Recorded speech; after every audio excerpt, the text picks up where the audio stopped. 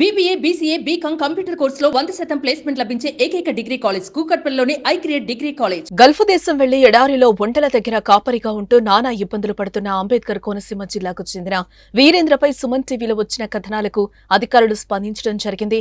Saudi అరేబియాలో ఉన్న వీరేంద్రను తీసుకొచ్చేందుకు చర్యలు ప్రారంభించారు.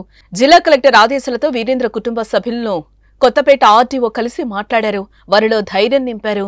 ఇండియన్ ఎంబసీ ద్వారా వీరేంద్రను తీసుకొస్తామని హామీ ఇవ్వడం జరిగింది. ఉపాధి కోసం అంబాజీపేట మండలం ఇసుకపూడి మెరకపేటకు చెందిన సరళ వీరేంద్ర కుమార్ గల్ఫ్కు వెళ్లి ఏజెంట్ మోసంతో అక్కడి ఎడారిలో చిక్కుకుని నరకయాతన పడుతున్నాడు. వీరేంద్ర వంట మనిషిగా పనిచేసేందుకు ఈ నెల 9న మధ్యవర్తులు ఏజెంట్ ద్వారా ఖతార్ దేశానికి వెళ్లాడు.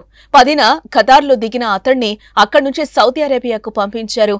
వీరేంద్రను చెప్పిన పనిలో పెట్టకుండా ఎడారిలో ఒంటెల కాపరిగా నియమించారు. దీంతో తన ఆవేదనను సెల్ఫీ వీడియో ద్వారా లోకానికి తెలియచేశాడు. అధిక ఉష్ణోగ్రతల కారణంగా వీరేంద్రకు రక్తపు వాంతుల బారిన పడ్డారు.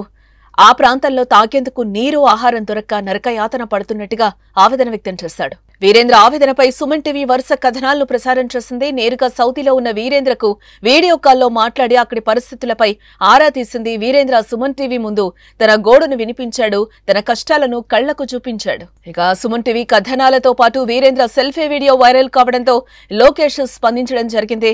వీరేంద్రను క్షేమంగా ఇంటికి తీసుకొస్తామని మాటిచ్చారు. సుమన్ టీవీ ఎఫెక్ట్ తో కోనసీమ జిల్లా కలెక్టర్ సైతం చర్యలు ప్రారంభించారు. స్థానిక అధికారులతో మాట్లాడి కొత్తపేట ఆర్టీఓను కుటుంబ సభ్యుల వద్దకు పంపించి వారిలో ధైర్యాన్ని నింపారు. ఇక వీరేంద్ర ఇంటికొచ్చేందుకు ఏర్పాట్లు జరుగుతున్నాయి. త్వరలోనే అతడు స్వదేశంలో అడుగు పెట్టనున్నాడు.